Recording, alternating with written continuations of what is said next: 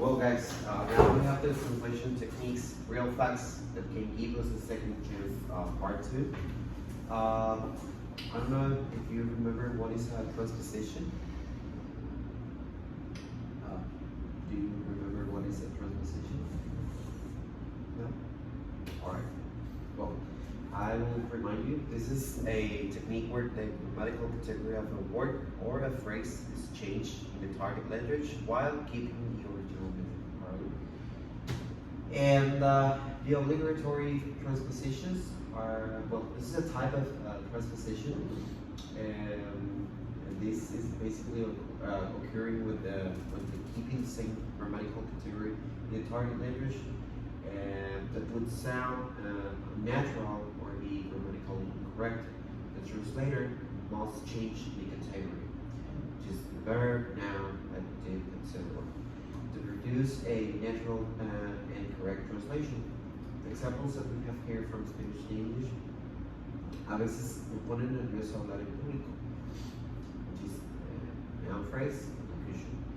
But in English, we have sometimes speaking in public makes me nervous, which is a verb, right? Now we have another example, which is in Spanish, me gusta mucho este lugar, which is an active phrase, and in English, I really like this place, which is a verb, right? Questions?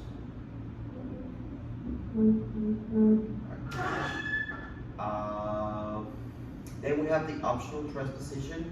The optional transpositions occur when a translator can change the grammatical category in the target language, but it's not strictly necessary, both keeping the original category or changing it will be grammatical correct and natural. The choice depends on the style, emphasis, or rhythm. For example, here, es obvio que está pasando un mal momento. It is obvious that he is going through tough times. Right? Now, here it says, obviously, he is going through tough times, which is an adverb. Both are adjectives in this side, but to sound natural or grammatically correct, we need to change this to an adverb. Finally, we have the crossing transposition, which is a technique that is used when the source text contains cultural references, customs, or concepts that do not exist in the target language. The translator adapts or substitutes or explains these elements so that the target audience can understand them. For example, here we have dijo adiós con la mano, she waved goodbye. This is sometimes called a cross-cultural adaptation because the meaning is preserved, but the cultural form is offered, which is something familiar to the reader. And it ensures that the target audience understands culturally specific elements without losing the original meaning. It's a key technique in translation when literal translation would confuse or mislead readers. Finally, we have the activity, which is translating cultural references. Some Spanish words or customs are unfamiliar to English speakers.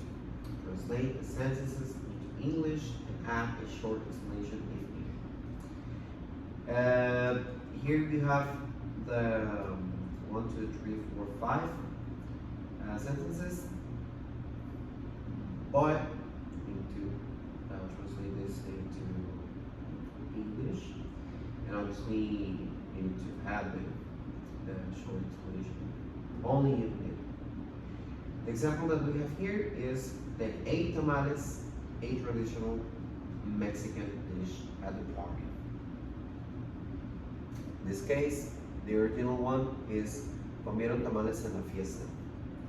So, yeah, it's kind of the same, but obviously we have here more information that is needed sometimes according to the target audience. it's more typing language. For this, I think you have 10 minutes to make these translations. Or well, I guess that's like 8 minutes. 8 minutes is fine. And then we can finish this task, okay?